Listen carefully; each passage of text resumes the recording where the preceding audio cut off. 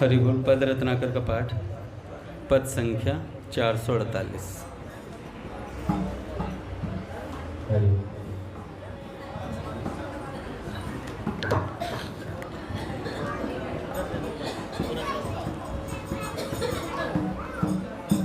पद रत्नाकर का पाठ, पद संख्या 448।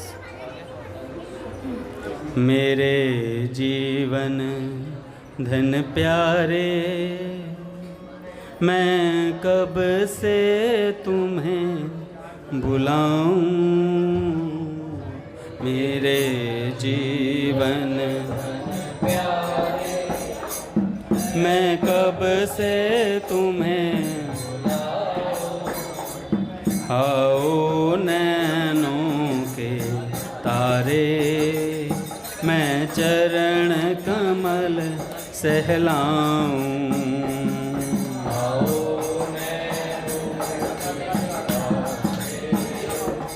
मैं चरण कमल सहलाऊं। यशोमती मैया के बारे, मैं माखन तुम्हें खिलाऊं। यशोमती मैया के बारे, मैं माखन तुम्हें खिलाऊं। ब्रजपति के परम दुलारे, मैं सुललित लाड लड़ाऊं। यशोमती के परम दुलारे, मैं सुललित लाड लड़ाऊं। हे सखा प्राण आधारे, मैं मन हर खेल खिलाऊं। हे सखा धारे, मैं मन हर ब्रज जुवतिन प्राण प्यारे, मैं ही रस तुम्हें पिलाऊं। ब्रज जुवतिन मैं ही रस राधा राधन वारे, मैं सर्वस चरण चढ़ाऊं। राधा राधन वारे, मैं सर्वस चरण चढ़ाऊं। अर्पित कर तन मन सारे, मैं तुम पर बलि जाऊं। अर्पित कर तन मन, मैं तुम पर बलि जाऊं। तुम रहो प्रेम मतवारे, मैं प्रेम सुधा ढलकाऊं।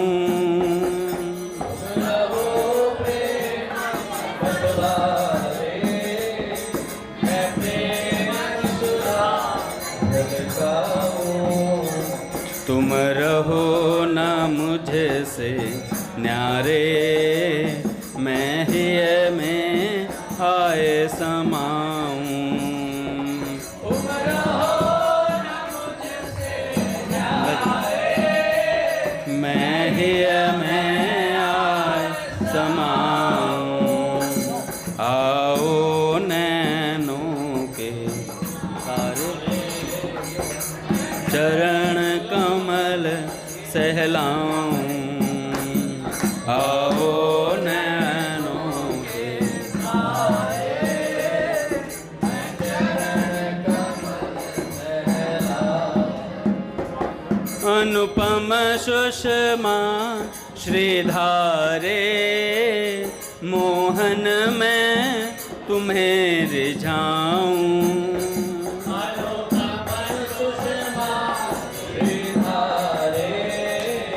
मोहन मैं रिझाऊं। हिय की सब जानन हारे तुमसे मैं कहाँ छिपाऊं।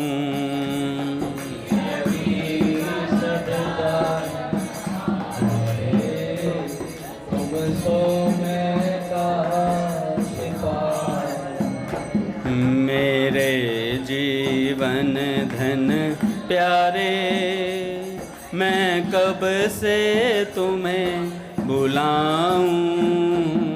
मेरे जीवन प्यारे मैं कब से तुम्हें बुलाऊं। आओ नैनों के तारे मैं चरण कमल सहलाऊं। आओ नैनों के तारे मैं चरण कमल सहलाऊं। राधा राधा राधा राधा राधा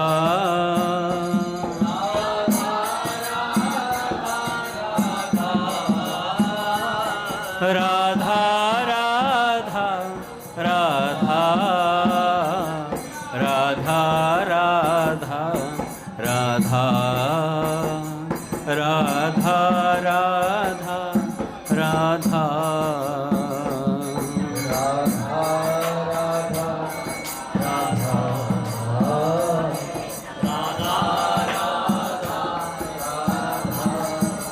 बोले श्री भाई जी महाराज की जय। पूज्य श्री राधा बाबा की जय। पूज्य मैया की जय। अपने प्यारे भैया की जय। पूज्य दादा की जय। भक्तवत्सल भगवान की जय। बोले भक्तवत्सल भगवान की जय।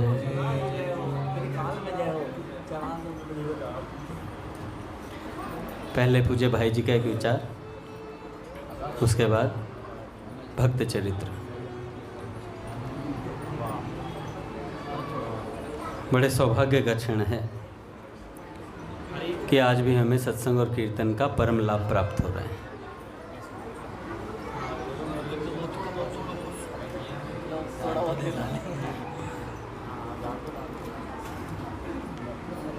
कल काका का सुन रहा था मैं जूम पर, और फिर पूज्य भैया द्वारा नाम महिमा सुनी।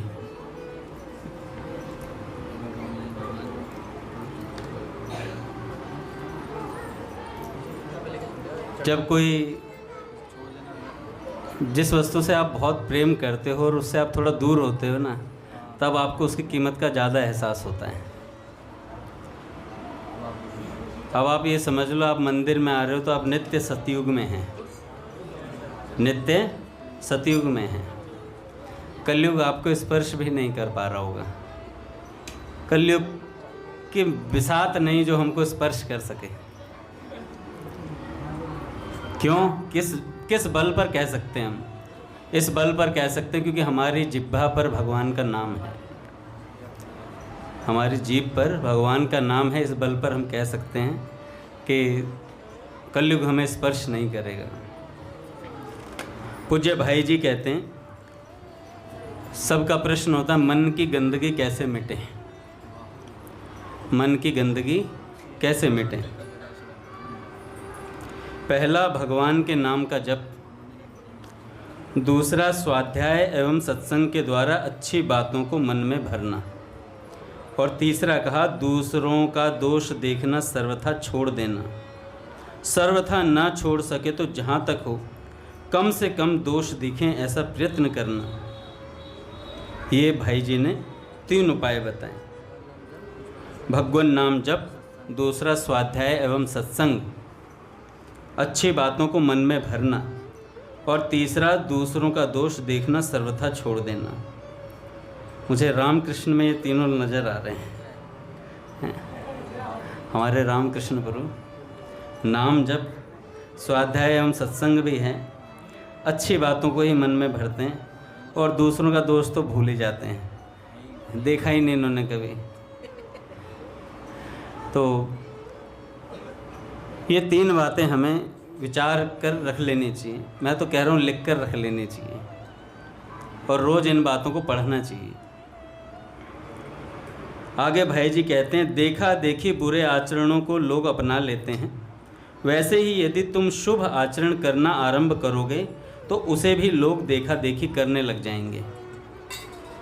अतः स्वयं शुभ का आचरण पहले करना आरंभ कर दो, फिर शुभ का विस्तार होगा। पहले शुभ का आचरण खुद करना शुरू करो, फिर उसका विस्तार होगा। हमें दूसरे कामों के लिए समय मिल जाता है। देखो ये संतों के चपेड़े हैं, ये पढ़ते रहेंगे तो काम होता रहेगा। कौन सा काम होगा? घर का काम नहीं, कल्याण का जो काम हमारा अधूरा पड़ा हुआ है कई जन्मों का, वो पूरा होगा। एक ने तो यही प्रश्न कर लिया, कल्याण किसको कहते हैं?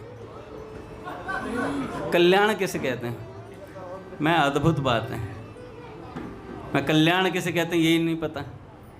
तो ये पता भी सत्संग में ही चलता है, कल्याण नाम की वस्तु है क्या। अच्छा, आप कितने पुराने लोगों को देखेंगे, कितने ही सत्संगी देखेंगे, जहाँ कहीं थोड़ी सी भी भक्ति दिखाई देगी ना, देखना उनके मूल में भाई जी सेठ जी मिलते हैं। मैंने कई लोगों को ऐसे देखा है। मेरे ऑफिस में भी एक बहुत, जिन्होंने मुझे नौकरी पे रखा था, उन्होंने कहा कि मेरे जो पूज्य दादाजी थे ना, वो भाई जी और बाबा की तस्वीर रख करके, जो तुमने गले में लॉकेट पहना हुआ है, उस तस्वीर को रख करके कुछ पूजा पाठ किया करते थे। मैंने कहा देखो कहाँ मूल में है। और अब वो इस्कॉन के डिवोटी हैं, बहुत अच्छे, इस्कॉन नोएडा में। तो ऐसे कई प्रभु जी लोग की हमारे यहाँ इतने 50 साल पहले 60 साल पहले कल्याण पत्रिका आती थी, मैं पढ़ता था, ऐसे बोलते हैं। तो मुझे इतना अच्छा लगता है, मेरे को ऐसा लगता है कई बार कि मैं बहुत बूढ़ा व्यक्ति हूँ। सच बता रहा हूँ, मैं भैया से भी बोला था, मुझे ऐसा लगता है मैं पता नहीं कितना पुराना व्यक्ति हूँ। मतलब 80-90 साल की बातें मुझे पता है, ऐसा लगता रहता है। जामवंत मंत्री अति बूढ़ा है? अच्छा, ऐसा भी हो सकता है कि कोई भाई जी बाबा की बातें पढ़ते हैं तो उस माहौल में ज़्यादा रहते हैं। काका ने अनुभव किया हुआ, क्योंकि काका पुस्तकें पढ़ते हैं, तो पुस्तक जिन भी चरित्र को पढ़ते हैं तो ऐसा लगता है उस चरित्र में हम थोड़ी देर के लिए समाहित हो जाते हैं उसमें। ऐसा लगता है उस जगह पे हम भी मौजूद हैं, कहीं पर ये देख रहे हैं दृश्य को। तो भाई जी कहते हैं दूसरे कामों के लिए समय मिल जाता है, पर भजन के लिए नहीं मिलता। ऐसा इसलिए होता है कि भगवान का भजन, भगवान की सेवा हमारे लिए बहुत ही कम महत्व की वस्तु हो गई है। भगवान को भूल जाने का परिणाम कितना बुरा है, इसका अभी हमें पता नहीं है। जब यहाँ से चले जाएंगे पापों का ढेर साथ लेकर, तथा वहाँ यातना देह पाकर नरक की यंत्रणा भोगनी पड़ेगी, तब पता लगेगा। भोगों में जो सुख का प्रकाश दिखाई देता है वह जलाने वाला है, शांति देने वाला नहीं है। उसकी चकाचौंध में मत फंसो। आगे भाई जी कहते हैं, जब तक शरीर ठीक है, इंद्रियां ठीक ठाक काम कर रही हैं, तभी तक मन को भजन में लगाने का अभ्यास कर लो। शरीर बीमार हो जाने पर, इंद्रियों की शक्तियां क्षीण हो जाने पर, मन को भजन में लगाने का अभ्यास करना बड़ा ही कठिन है। बुरे कामों में अपनी शक्ति को खर्च करना बहुत बड़े दुख को निमंत्रण देकर बुलाना है। इसलिए भूलकर भी किसी बुरे कर्म में हाथ मत डालो। बुरे कर्म की मोटी परिभाषा यह मान लो कि जिस कर्म से भगवान से मन हटता हो वह बुरा कर्म है। इंद्रियों को बुरे कर्म में लग जाने के बहुत से साधन प्राप्त होते रहते हैं। मनुष्य यदि सावधान रहे तो बच सकता है। स्वयं सावधान रहने पर भगवान की सहायता तो मिलती ही है। स्वयं सावधान रहने पर भगवान की सहायता मिलती ही है। प्रतिकूलता प्राप्त होने पर दुखी एवं अनुकूलता प्राप्त होने पर मनुष्य सुखी होते हैं। पर मनुष्य को सोचना चाहिए कि इसके परे एक ऐसी स्थिति है जहाँ यह दुख सुख नहीं है, वहाँ अनुकूलता प्रतिकूलता नहीं है, केवल एक रस आनंद ही आनंद है, आनंद ही आनंद है। ये पूज्य श्री भाई जी के कुछ विचार।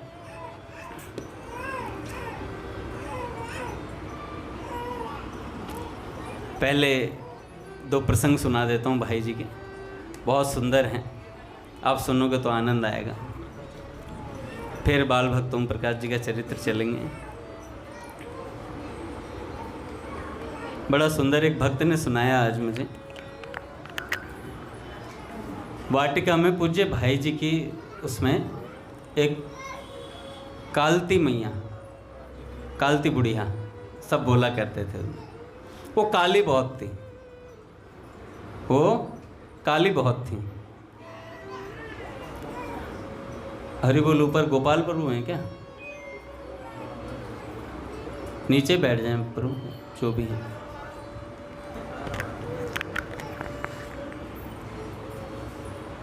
तो कालती बुढ़िया जो थी वो बाबूजी के पावन कक्ष के बाहर झाड़ू लगाया करती थी।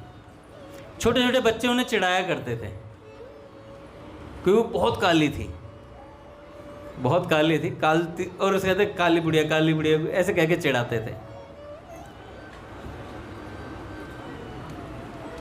सब चिढ़ाते। एक दिन बाबा ने देखा ध्यान से, बाबा ने जब गौर से देखा तो बाबा को 7 दिन लग गए देखते हुए उस कालती बुढ़िया को। और जब 7वें दिन देखा तो नंद नंदन श्री कृष्ण उसकी जगह झाड़ू लगा रहे थे।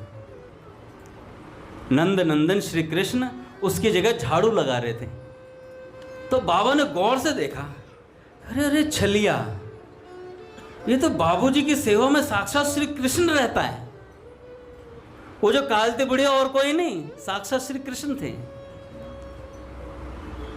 बाबा कहा करते थे नंद नंदन झाड़ू वाला नंद नंदन झाड़ू वाला, क्योंकि वो झाड़ू लगाते थे। भैया ऐसा हमारे महापुरुषों का सामर्थ्य, जिनके पावन कक्ष के बाहर श्री कृष्ण झाड़ू लगा रहे हैं।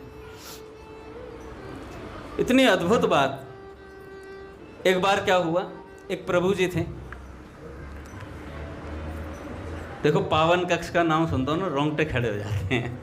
पता नहीं उस वाटिका के स्पंदन में क्या खास बात है, बहुत अच्छी फीलिंग होती है काका।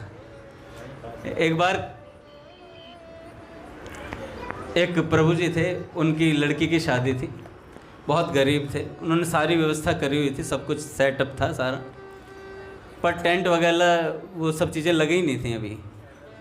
बाबा जा चुके थे, जैसे अपने काका वगैरह सब सेटअप करते हैं, जब कथा होती है तो सब देखते हैं। तो ऐसे छोटा हाथी निकाला। किसने? हनुमान जी महाराज ने नहीं, श्री कृष्ण ने। छोटा हाथी लेकर भगवान चले और बगल में कंडक्टर वाली सीट पे पूज्य राधा बाबा बैठे हैं। पूज्य राधा बाबा बैठे हैं, बाबा का शरीर जा चुका था, उसके बाद की बात है। श्री कृष्ण छोटा हाथी चला रहे हैं, बाबा बगल में बैठे हैं और ठाकुर जी मजाक कर रहे हैं, हाँ भाई टेंट वेंट लग रहा है, कैसे लगाओगे, क्या चक्कर है? तो बाबा कहते हैं ज़्यादा फालतू मजाक मत करो, टेंट लगाना पूरी रात लग जाएगी लगाने में, चुपचाप छोटा हाथी चलाओ चुपचाप छोटा हाथी चलाओ। और सोचो भैया भगवान का वो कैसा भक्त होगा जिनकी बेटी की शादी के लिए भगवान टेंट लगाने जा रहे हैं। बाबा कंडक्टर के रूप में छोटे हाथी में बैठे हैं। कैसा महापुरुषों का सामर्थ्य है यार, कि छोटा से छोटा कार्य भगवान हमारा करने के लिए तैयार बैठे हैं, बस एक बार शरण होने की देर है, शरण होने की देर है। शरणागति की परिभाषाएं बहुत हैं, महापुरुषों ने बहुत बताई हैं, लेकिन मुझे जैसी शरणागति पूज्य गया प्रसाद जी महाराज जी की नज़र आती है, वैसी शरणागति बड़ी अद्भुत है भैया। कई बार, जब एक बार तो छोड़ के भग गए थे वो हाथरस से, कहीं रासलीला देखने के लिए उदयपुर चले गए थे, 20 दिन के बाद आए थे। और उड़िया बाबा सरकार गुस्से में थे, तो गया प्रसाद जी महाराज को देख करके गुस्सा किया, उन्होंने क्रोध किया। अब क्रोध भी कैसा करते भैया, तो गया प्रसाद जी महाराज ने बोला, जब गुस्सा करना ही ना आवे तो क्यों करो जब गुस्सा करना नहीं आता तो क्यों करते हो। बहुत प्रेम करते थे महाराज। उड़िया बाबा सरकार ने एक बार कह दिया राग द्वेष से रहित होकर के नाम जप करो, उसके बाद जीवन में कोई प्रश्न नहीं पूछा। किसी ने कह दिया बाबा आप प्रश्न नहीं पूछते, कह रहे क्या प्रश्न पूछूं? गुरुदेव भगवान की एक आज्ञा पूर्णतः सही से नहीं निभ पा रही है तो अगला प्रश्न कैसे उठा दें? राग द्वेष रहित होकर के नाम जप करें, नहीं हो पाता है, बड़ा मुश्किल। कल भैया कह रहे थे ना 64 माला करता हूँ, इतनी माला करता हूँ, तो भैया ने कहा ना कि प्रेम से 4 कर लोगे ना वो 64 का असर करेगी। या तो इतनी संख्या हो, बहुत ज़्यादा संख्या में आप करते हो, नहीं तो कम संख्या में करते हो, तो कुछ मालाएं प्रेम से होनी चाहिए। तो ऐसा महाराज पूज्य बाबा बाबू जी का प्रभाव है।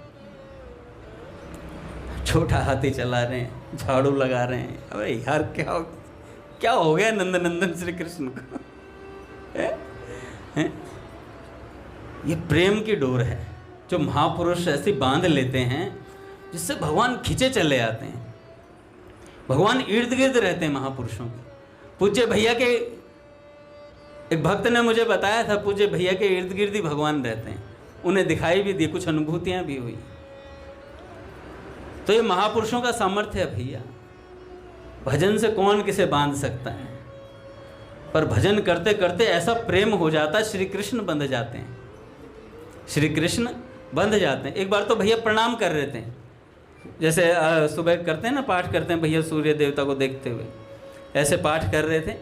और एक भक्त भैया के पास ही थे, तो उन्होंने कहा कि भैया मुझे ऐसा लग रहा है सामने सखियाँ और राधा रानी वगैरह सब हैं।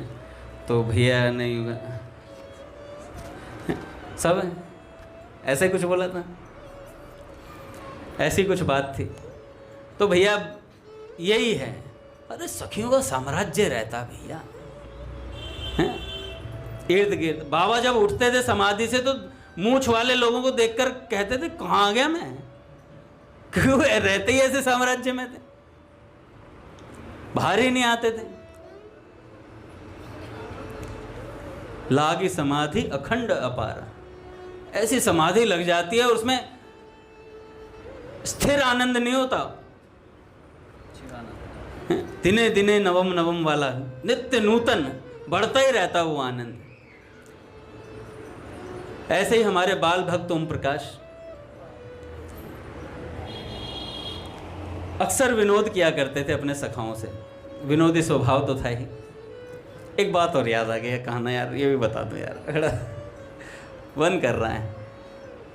एक बार पूज्य बालकृष्ण दास जी महाराज कीर्तन कर रहे थे, कीर्तन उन्माद ऐसा होता था जैसे चैतन्य महाप्रभु है ना, वो घुटनों के बल बैठ करके कीर्तन किया करते थे महाराज जी, और वो हवा में उछल जाते थे घुटनों से ही, ऐसा उन्माद होता था कीर्तन के अंदर उनके भीतर। और आंसू तो ऐसे बहते थे, महाराज टंकी खोल दी हो किसी ने, ऐसे आंसू बहते थे।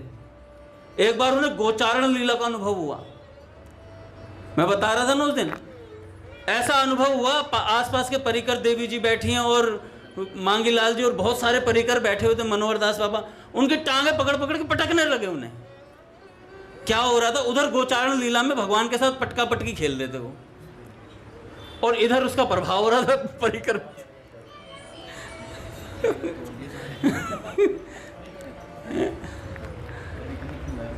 भैया ये उन्माद है।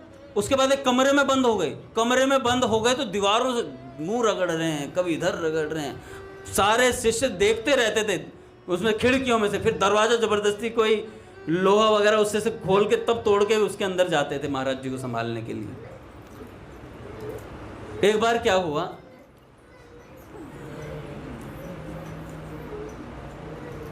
ठाकुर जी की अद्भुत लीला है। एक बहन थी, वो महाराज जी के एक परिकर थे और उनकी वो बहन थी, विधवा थी। तो जब महाराज जी के परिकर में जैसे दूर दूर ही बैठते हैं, स्त्रियां दूर ही बैठती थी, लेकिन आज महाराज जी को आवेश हुआ तो बहन भी कीर्तन में आवेश में आई और आकर के महाराज जी के चरणों पर माथा टेक दिया। जैसे ही माथा टेका वो बहन भी मूर्छित हो गई, महाराज जी भी मूर्छित थे, सब चले गए उठ करके। महाराज जी जो जिनकी बहन थी वो उठा करके वो एक साइड में किया और महाराज जी अपने कमरे में चले गए। जब उस बहन से पूछा बाद में, जब वो होश में आई, क्या हुआ बहन, तेरे को क्या हो गया था? बहुत सुंदर है। क्या बताऊं, बहुत सुंदर है। पूछा कौन सुंदर है?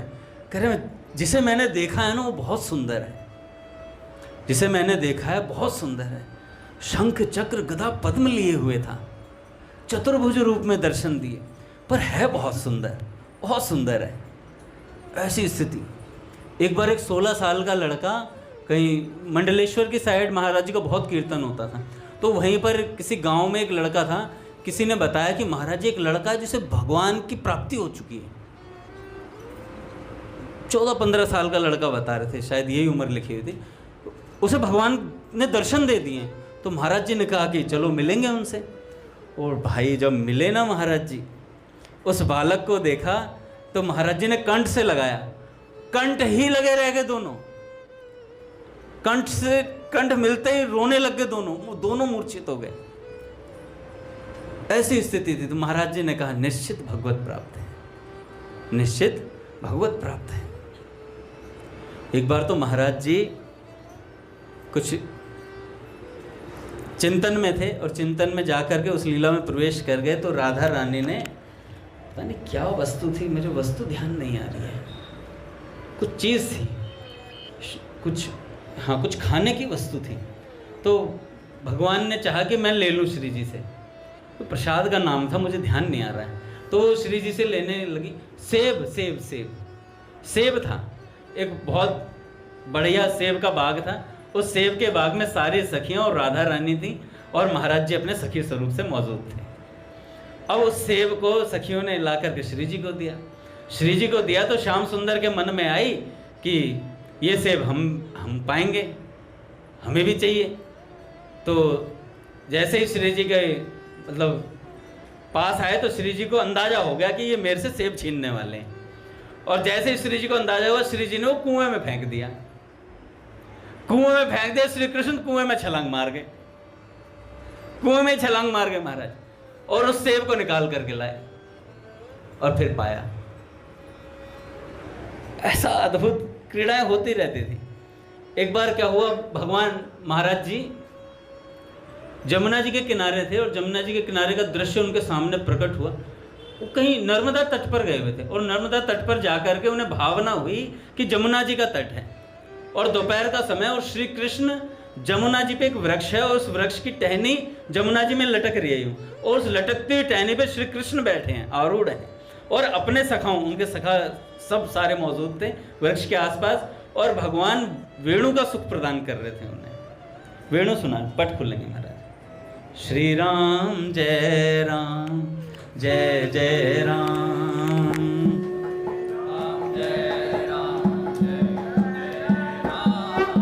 श्री राम जय राम, जय जय राम,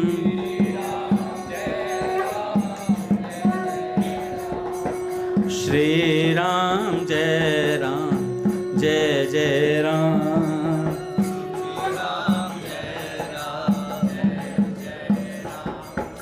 श्री राम जय राम, जय जय राम,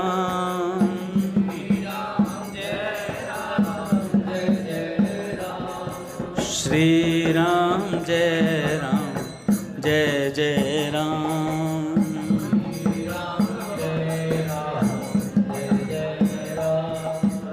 बोले राधा माधव सरकार की,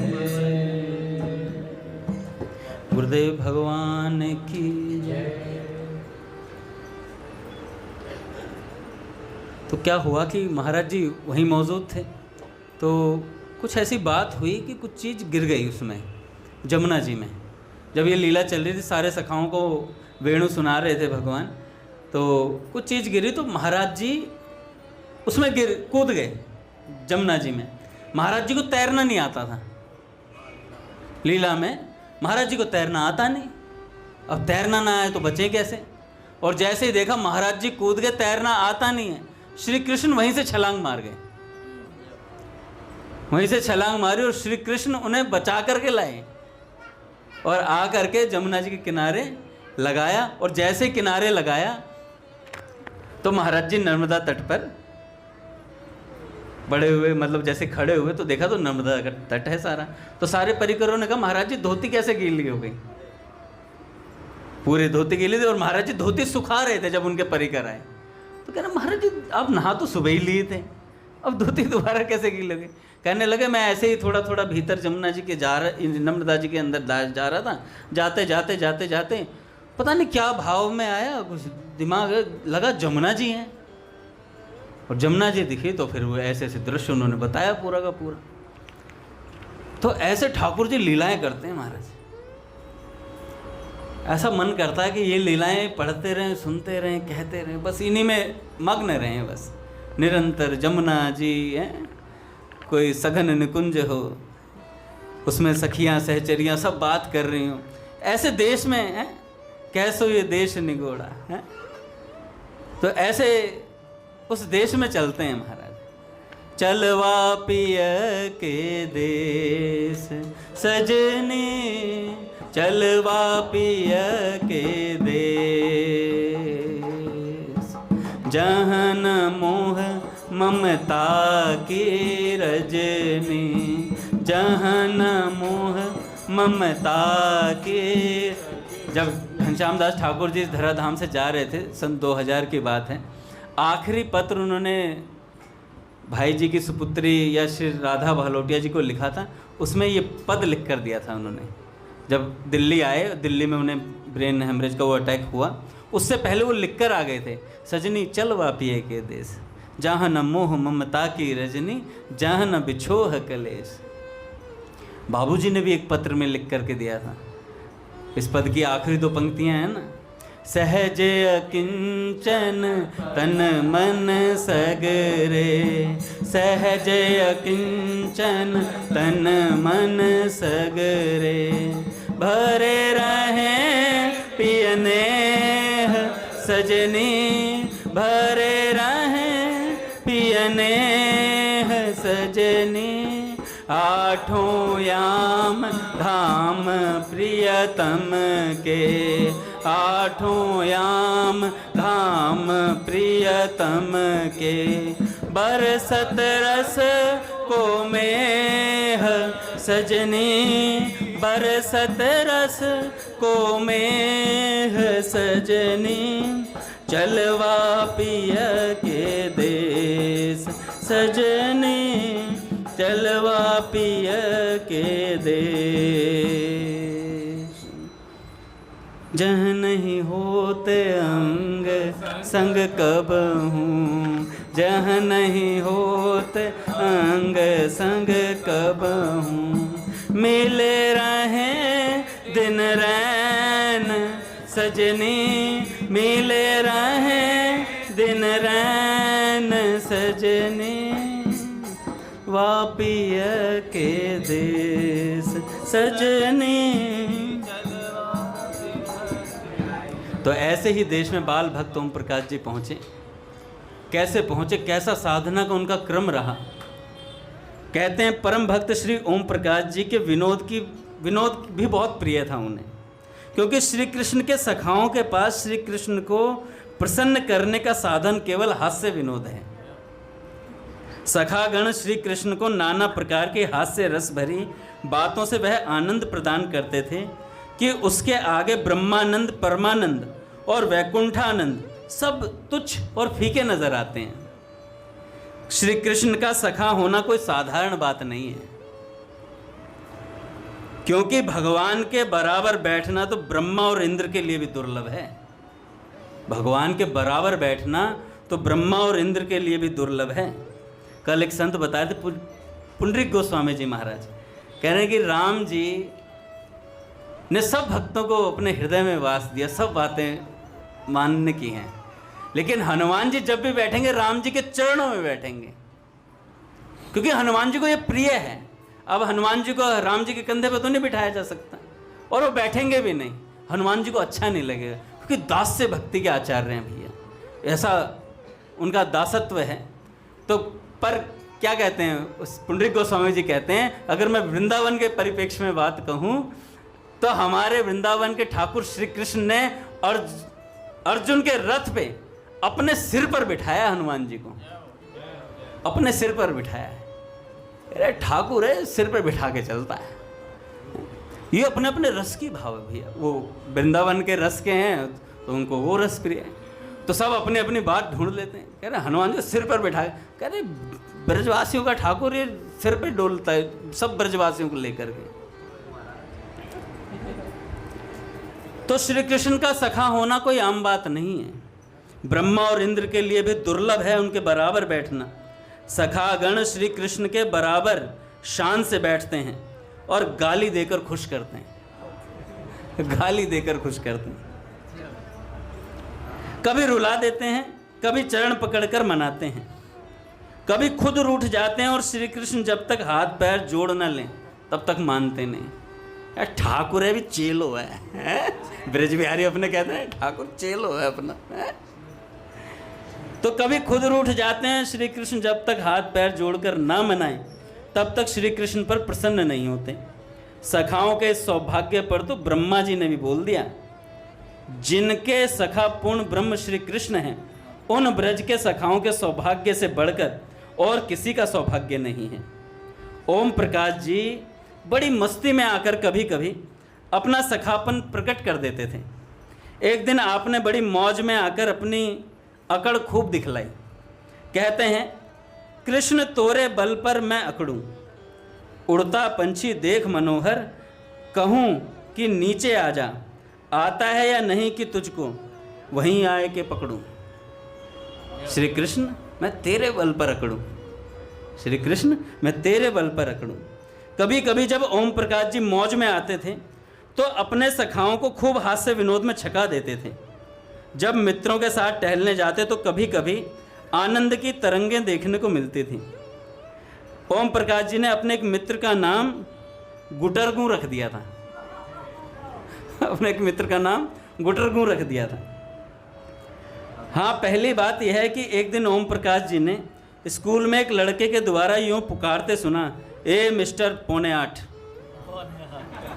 ए मिस्टर पौने आठ। ओम प्रकाश जी ने आश्चर्य से पूछा कि क्या पौने आठ किसी का नाम भी होता है? यह तो गिनती में हुआ करते हैं, 8, 10। वह लड़का बोला, नहीं जनाब, हम लोग पौने आठ उस लड़के को कहते हैं जो सब लड़कों में बुद्धिमान हो, चतुर हो, शीलवान हो, अर्थात सर्व गुणों से भरपूर हो। उस लड़के को पौने आठ का खिताब दिया जाता है। पौने आठ। भोले भाले ओम प्रकाश जी को यह सुनकर बड़ा हर्ष हुआ। उन्होंने सोचा कि हम भी अपने भगवान का नाम पौने आठ कहेंगे। पौने आठ यार, पौने 9 क्यों नहीं हुआ?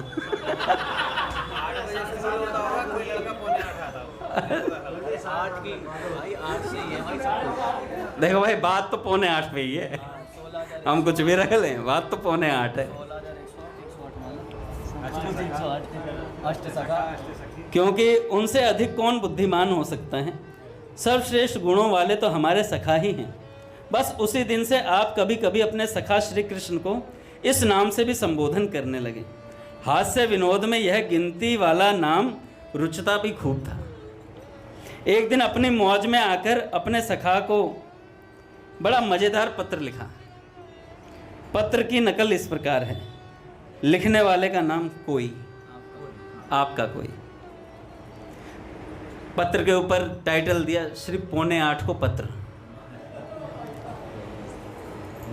जिसके नाम लिखा जा रहा है श्री पौने आठ जी महाराज। स्थान दुनिया, तारीख अंग्रेजी के उसकी, वर्ष उतने ही जितने में लड़ाई शुरू हुई, महीना 1 हफ्ते के बराबर, दिन मेरे क्लास के आधे, घंटे इतने बजकर उतने ही घंटे गए जितने कि घंटा घर में घंटे हैं। अब क्या लिख रहे हैं महाराज? मिनट व सेकंड कितने? 108 थे। उनको 100 में से 100 बार घटाकर कितना, 9095 में जोड़ दो। क्या कर रहे हैं भाई, इतनी गिनती तो आती नहीं, बस इतने हो गए। मतलब इतने मिनट व सेकंड हो गए। समझे कुछ? अच्छा अब आगे बढ़ो। तारीख 21 जून, यहाँ तक आंधी आई, बड़ी भयंकर थी। 10-15 मिनट तक हाथ को हाथ न सूझता। टार्च लालटेन सब बेकार हो गए, बकरी भेड़ें उड़ गई। टार्च लालटेन सब बेकार हो गई, बकरी भेड़ें उड़ गई। यहाँ बड़े ज़ोर शोर से खबर उड़ी कि गैस छोड़ी गई है। यह तो अभी नमूना ही है, आगे ऐसी गैस छोड़ी जाएगी कि बिल्कुल प्रलय का सा सीन उत्पन्न हो जाएगा। 10-15 दिन तक बराबर ऐसी आंधी रहेगी, तब दुनिया खतरे में पड़ जाएगी। तब बाबू चांदमल मस्जिद पर चढ़कर अल्लाहू अकबर की आवाज बुलंद करेंगे। खड़ खड़ खड़ खड़ खड़ खड़ खड़ ची ची ची ची ची ची ची, ये लिखा हुआ है, मैं नहीं बोल रहा हूं। आज मौका मिला, आओ हम तुम कुछ कह लें और सुन लें, क्योंकि फिर पता नहीं क्या हो। जीवन सरिता की लहर लहर, मिटने को बनती यहाँ सखे।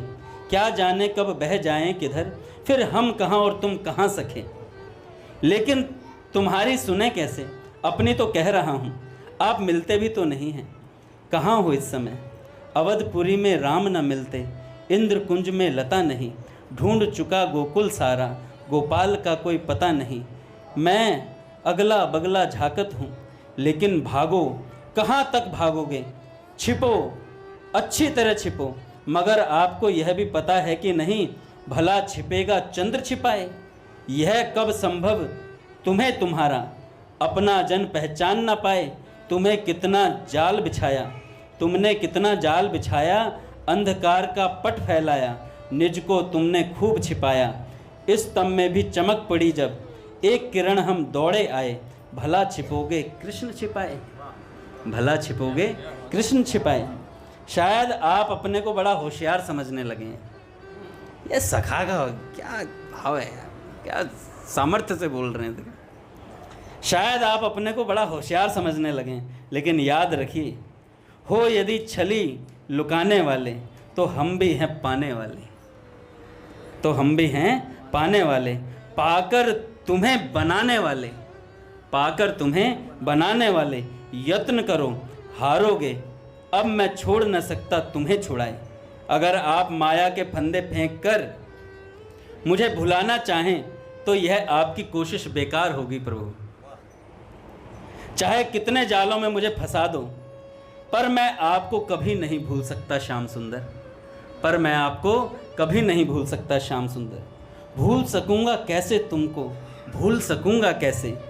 कब चकोर शशि भूल सका, कब चातक स्वाति भूला। कब मयंक चंद्रिका भूला, कब तुम बिन हिये फूला। कब ऋतुपति को भूल सका, पिक अनल पुष्प पाटल को। भूल सका कब दीप शिखा को, शलभ अली शतदल को। दूरी कैसी हम तुम जब हैं काया छाया जैसे। दूरी कैसी हम तुम जब हैं काया छाया जैसे। दूर रहोगे छाह तुम्हारी, यह पथ में डोलेगी। निद्रा की रसाल डाली पीक सपनों में बोलेगी। जबकि तुम्हारे स्मृति आंगन में श्वास तार यह झूले। स्वप्न स्पर्श पा प्राणों के, छाले फूलों से फूले। प्राण मुकुर प्रतिबिंब बना कब शून्य रहेगा कैसे। छिप सकोगे कैसे, छिप सकोगे कैसे। मैं तुम्हें कभी नहीं भूल सकता, क्योंकि मुझे भली भांति मालूम हो चुका है, रोज अनुभव कर रहा हूँ। इस संसार में बड़ी भयंकरता है। यहाँ के हंसी खेलों में भूलने वाला नहीं हूँ। यहाँ एक क्षण हंसना ही है, जीवन भर का रोना है। एक एक पल के अमृत का विस्मय कोना कोना है। यहाँ पर जो फूल हैं आगे वे शूल बन जाते हैं। इसलिए मुझे दुनिया की ओर दृष्टि भी उठाना अच्छा नहीं लगता श्याम सुंदर। बस हम और तुम आनंद से वहाँ खेलेंगे, हम और तुम बस आनंद से वहाँ खेलेंगे, जहाँ शंकर जी, नारद जी और सनकादिक ऋषि आपकी चरण सेवा करते हैं। यदि इस पर भी लोग मेरी और आपकी प्रीति की हंसी उड़ाते हैं तो उड़ाने दो, हंसी उड़ाते हैं तो उड़ाने दो। मैं परवाह नहीं करता, कहने दो जो कुछ कहते हैं, तुम अपने हो मन अपना है, हम हैं तुम हो बस सब कुछ है, बाकी तो सब जग सपना है। मगर मैं खूब समझता हूँ यह सब लोग गलती पर हैं, माया से अंधे जीव तुमको और मुझको क्या पहचान सकेंगे। श्याम सुंदर, हम अपनेपन को भूल चुके, सब अपनेपन में पागल हैं, हम तुम में साहस है बल है, यह हंसने वाले दुर्बल हैं। फिर भी सोचता हूँ कि मैं तो आपका भजन करता हूँ, इन लोगों का कुछ लेता तो नहीं, फिर ये सब क्यों मेरी हंसी उड़ाते हैं। पर हाँ ठीक है, जीवन के निर्दिष्ट मार्ग पर बोलो कितने चलते हैं, जीवन के निर्दिष्ट मार्ग पर बोलो कितने चलते हैं। हम एक मार्ग पर चलते हैं, इससे दुनिया को खलते हैं, हम एक मार्ग पर चलते हैं, इससे दुनिया को खलते हैं। बस केवल इतनी सी बात कुछ समझे आप। श्याम सुंदर से कह रहे हैं केवल इतनी सी बात कुछ समझे आप, समझो या ना समझो, बस अब तुमको एक क्या लिखा समझ नहीं आया, आदेश दिया जाता है, आदेश नहीं है, आदेश नहीं, ऑर्डर दिया जाता है, हाँ सही, ऑर्डर दिया जाता है, जोड़ो तार से तार, जोड़ो तार से तार। ऑर्डर करता तुम्हारा कोई, तुम्हें ऑर्डर कर रहे हैं, मतलब श्याम सुंदर से कह रहे हैं जोड़ो तार से तार, तुम्हारा कोई, ऑर्डर करता हूं तुम्हारा कोई। अब आगे सुनेंगे वैराग्य महल ओम प्रकाश जी का। एक दिन ओम प्रकाश जी अपने एक मित्र के साथ जयपुर में गलता तीर्थ देखने गए हुए थे। वहां झरने की शोभा देखकर कुंड में स्नान किया, उसके ऊपर एक पहाड़ पर आकर बैठ गए। सहसा उन्होंने बड़े मधुर स्वर से एक पद गाना शुरू कर दिया, जिस पद को सुनकर उनके मित्र का हृदय हिल उठा। वह पद सुनिए। हाय हाय दिन बीत चले, अब ब्रजनाथ साथ बिन सजनी, मोही हराए यह जीत चले, उनको कोई समझाए सुनावे, छाड़ी प्रीत की रीत चले, उघरी विसास कियो आनंद घन, तब क्यों दे प्रतीत चले। यह पद गाते गाते उनकी विचित्र दशा हो गई, भाव आने लगे, गदगद कंठ हो गया, हृदय रुक गया, हृदय भर आया। उनके मित्र ने पूछा, आपको आज हो क्या गया है, आपको आज हो क्या गया है, इस प्रकार फिजूल की बातों में क्यों अपना मन झटका रहे हो। लोगों को ये बातें फिजूल की लगती हैं। ओ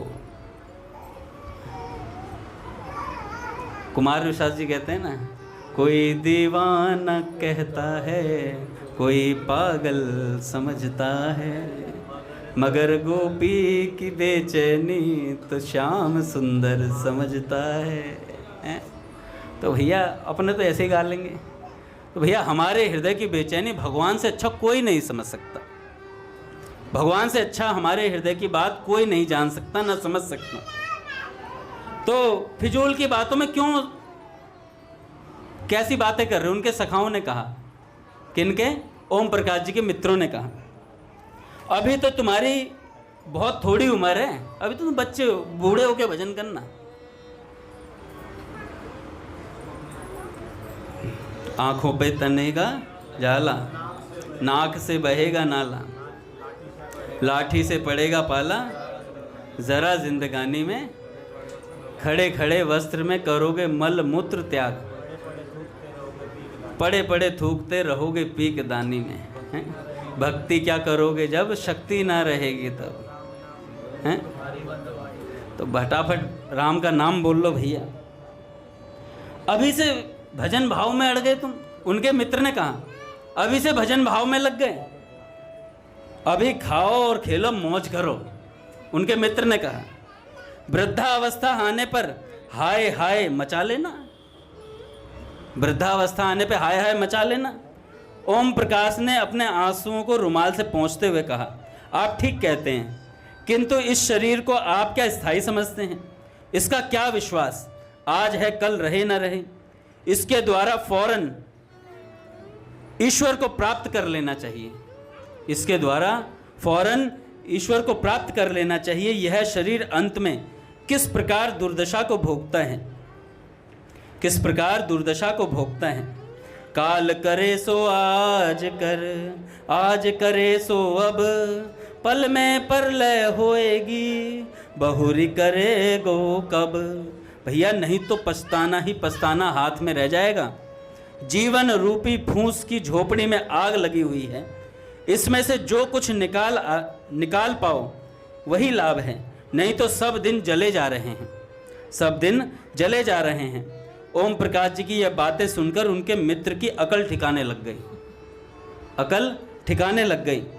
उसी दिन से उन्होंने भजन करने के लिए दृढ़ नियम बनाया और अपनी भूल पर पश्चाताप करने लगे। एक बार ओम जी के बड़े भ्राता श्री हरि नारायण जी की लड़की की मृत्यु हो जाने से सारा परिवार शोक मग्न था। तब ओम प्रकाश जी ने यह पत्र अपने भाई के नाम लिखा था। भाई साहब, कोई चीज़ हमको इस शर्त पर दी जाती है कि कुछ दिन प्रयोग कर लें, कोई चीज़ हमको दी जाती है कि कुछ दिन इसका प्रयोग कर लें, उसके बाद फिर हमसे वापस ले ली जाएगी। उस वस्तु को लेकर हम खुश हो जाते हैं, यह जानते हुए भी कि यह वस्तु हमारी नहीं है तथा किसी वक्त भी स्वामी हमसे वापस ले सकता है। हाय हमारी कैसी मूर्खता है कि जो उस चीज़ के लौटा लिए जाने पर हम अफसोस करते हैं और सिर फोड़ने लग जाते हैं, सिर फोड़ने लग जाते हैं। अरे भाई, अफसोस किस बात का? वह चीज़ ना पहले तुम्हारी थी ना अब है, बल्कि हर्ष मानना चाहिए कि मालिक ने प्रसन्न होकर हमें कुछ दिन के लिए खिलौना खेलने को दे दिया था। भाई, मुझको तो यह समाचार पाने पर हर्ष और शोक दोनों बराबर हुए, हर्ष और शोक दोनों बराबर हुए। श्री गीता जी ने थोड़े ही दिनों में मेरे जीवन को एक नया स्वरूप प्रदान किया है। अपने भाई से कह रहे हैं, एक तो पहले ही इस दुनिया में कुछ नई वस्तु मुझे दिखती नहीं। ओम प्रकाश जी का वैराग्य, कहते हैं कि मुझे कुछ नई वस्तु दिखती नहीं है इस संसार में, और अब तो उसका धारा प्रवाह और भी तेज हो गया, कारण कि गीता के सिद्धांतों का प्रमाण कदम कदम पर मुझको नित्य मिल रहा है। आज जब सुना कि एक आत्मा विश्वात्मा के पास पहुंच गई, उस समय मैं सांसारिक विचारों में संलग्न था। यह सुनते ही मुझे ऐसा महसूस हुआ मानो मेरे ऊपर एक बिजली टूट पड़ी, अंधकार ने मुझे आ घेरा। मैं स्नेह और सत्य के बीच में किम कर्तव्य विमूढ़ सा खड़ा रहा, लेकिन यह दशा देर तक नहीं रही। शीघ्र ही दिव्य प्रकाश ने आकर उस अंधकार को छिन्न भिन्न कर दिया। धन्य है जगदीश्वर, धन्य है जगदीश्वर। कर दूं ये पत्र पूरा, 3 मिनट कर रहे हैं। भगवान उपदेश कर रहे हैं कि मनुष्य की मृत्यु अवश्य ही है, ऐसा लोग कहते हैं, लेकिन यह गलत है। मनुष्य कभी नहीं मरता, क्योंकि देह मरता है। मनुष्य यानी आत्मा नहीं मरता कभी। मृत्यु का अर्थ है देह परिवर्तन। देह परिवर्तन बिना उस आत्मा का उद्धार संभव है, ऐसा समझकर ही मैं देह परिवर्तन करा देता हूँ। अर्थात मृत्यु खुशी की बात है, दुख की नहीं। इसको फिर प्रोफेसर ने समझाया। मान लो पूर्व के कर्मों के कारण एक आत्मा भेड़िए के शरीर में है, किंतु अब उसके पाप खत्म हो चले और उसमें मानवीय गुण आने लगे। अब अगर ईश्वर उसको भेड़िया ही बनाए रखे तो उसको अपने नए गुणों के अनुसार आचरण करने का अवसर कैसे प्राप्त होगा? इसलिए ईश्वर तो बड़े न्यायकारी हैं और दयालु हैं। सो ऐसी दशा आते ही वे तुरंत देह बदल देते हैं, आत्मा को वही शरीर दे देते हैं जिसके वह योग्य है। यह सुनते सुनते ओम प्रकाश जी कहते हैं, मेरे हृदय का अंधकार जाता रहा, मेरी आत्मा में रोशनी जगमगाई। धन्य है योगेश्वर। फिर मैंने अपने आप को बहुत धिक्कारा कि मैं इस घटना पर क्यों दुखी हुआ था, जिस पर कि खुशी होना चाहिए था, जिस पर खुशी होना चाहिए था। बोलिए भक्तवत्सल भगवान की जय।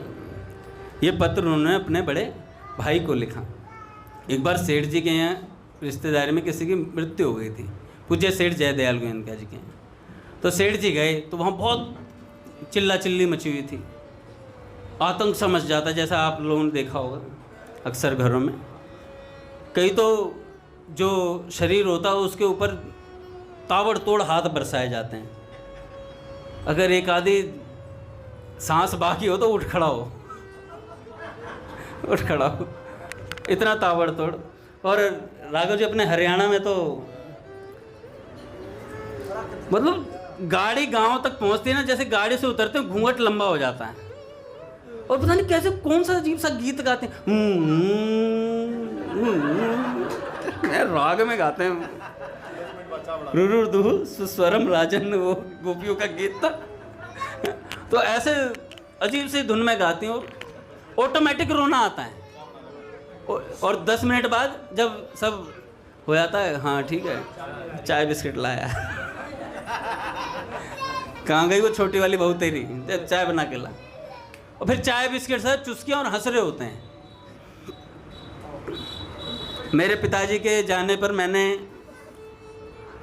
एक दिन क्या हुआ, गांव की जो औरतें आसपास की, उनको पता चला कि भाई ये सत्संगी आदमी है, तो उन्होंने कहा कि बेटा कोई राम की बात बता दे। मैं गलत आदमी को छेड़ दिया। मैं गलत आदमी को छेड़ दिया। पानी में मगर से बहर। फिर मैं शुरू हुआ, मैंने कहा भाई 5 मिनट बोलूँगा, 5 मिनट में 2-4 बात बता के छोड़ दूंगा। 5 मिनट हुई तो मीटर और गर्म हो गया, फिर और गर्म हुआ, फिर 1-1.5 घंटा। अगले दिन किसी ने नहीं बुलाया। तो सेठ जी ने देखा भाई बहुत चिल्ला चिल्ली मच रही है, तो सेठ जी ने कहा अब भाई सब रो रहे हैं, उन्हें चुप कैसे कराया जाए। जितना भयंकर वो रो रहे थे, उनसे ज्यादा भयंकर सेठ जी रोने लगे। हाय ये क्या हो गया, कैसे जिएंगे तेरे बिन, और ये और वो 36 बातें। सेठ जी आओ देखे ना, तो रोने लग गए जोर जोर से। एक जो उन्हीं के जो सबसे ज्यादा रो रहे थे, भाई कोई बात नहीं सेठ जी, अपनी कोई बात नहीं, चुप। सब सेठ जी को चुप करा रहे थे, सब सेठ जी को। सेठ जी ने कहा कि उसका कह रहे आत्मा कभी मरती है, शरीर जाते हैं, ऐसी ऐसी बातें सेठ जी को बताने लगे। सेठ जी का सही कह रहे हो। फिर सेठ जी ने शुरू कर दिया। फिर सेठ जी ने शुरू कर, कहते अगर मैं तुम्हें ये बात समझाता तुम समझते? कह रहे नहीं। कह रहे ये इसीलिए करा मैंने, सारा अपने निज परिकर को बताया था उन्होंने। तो भैया यही वाली बात है। बोले भक्तवत्सल भगवान की पूज्य भैया आ नहीं रहे हैं, ये हमको पहले पता था। आरती करते हैं।